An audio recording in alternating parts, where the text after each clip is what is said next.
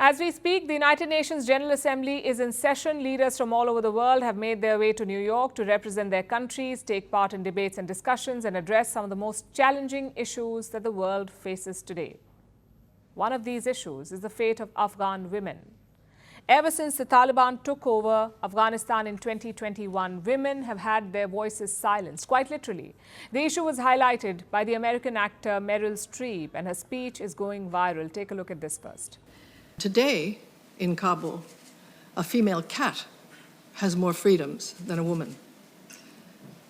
A cat may go sit on her front stoop and feel the sun on her face. She may chase a squirrel into the park.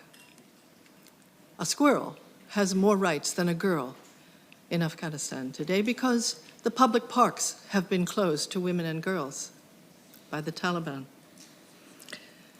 A bird may sing in Kabul, but a girl may not, and a woman may not in public. She's right. Afghan women cannot show their faces in public. They're not allowed to talk out loud anymore, and the Taliban say no singing. These restrictions are over and above the earlier ones, which prevented Afghan women from receiving an education beyond the 6th grade. It's a revolting situation. So raising awareness is necessary. Meryl Streep has put her weight behind the Afghan women's cause, and that is definitely the need of the hour to ensure that their plight is not forgotten. That alone would have been one good thing to come out of this UN session. But then something else happened. It seems 4 Western nations got inspired and decided to sue the Taliban at the ICJ, the International Court of Justice. These 4 Western champions of justice are Canada, Australia, Germany, and the Netherlands. Yes, all 4 of them are countries that sent troops to Afghanistan during the so-called war on terror. It seems they're done suing their own war crime whistleblowers, and now they want some more Afghan-linked legal action.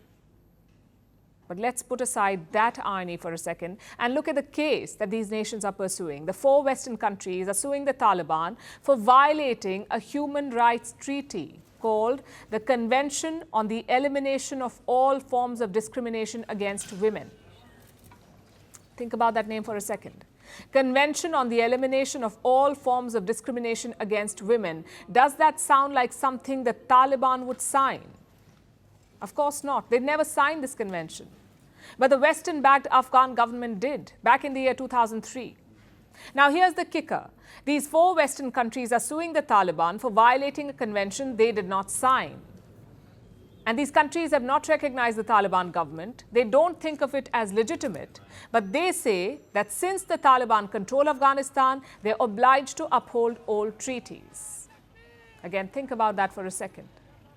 According to these 4 Western nations, if a criminal gang overruns a police station, the criminals will automatically become cops and they can be sued for not patrolling the neighborhood. That's basically what their case is. Look at the foreign ministers from these 4 nations, so pleased with the mental gymnastics they've just pulled off, denying the Taliban legitimacy but demanding that they do the job of a legitimate government.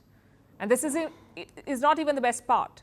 These 4 Western countries are suing the Taliban at the ICJ, really, the ICJ, a so-called world court, with no enforcement powers.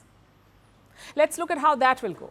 First, the Taliban has 6 months for arbitration to come to a settlement with these 4 Western nations, which basically means 6 months wasted.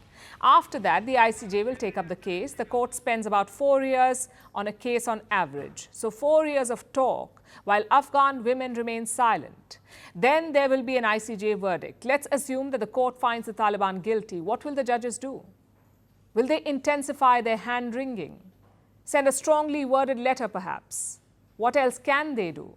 Remember, they have no enforcement powers. The whole premise is ridiculous. The ICJ is not even a paper tiger. It's a paper sheep to be shepherded by the UN Security Council. In theory, the Security Council can try and enforce the ICJ's rulings, but who's on that council? Countries like China. Beijing wants minerals from Kabul.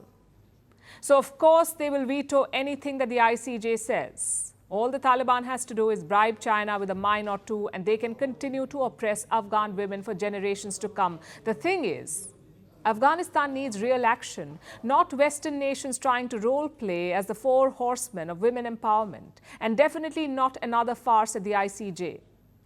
Afghan women deserve better.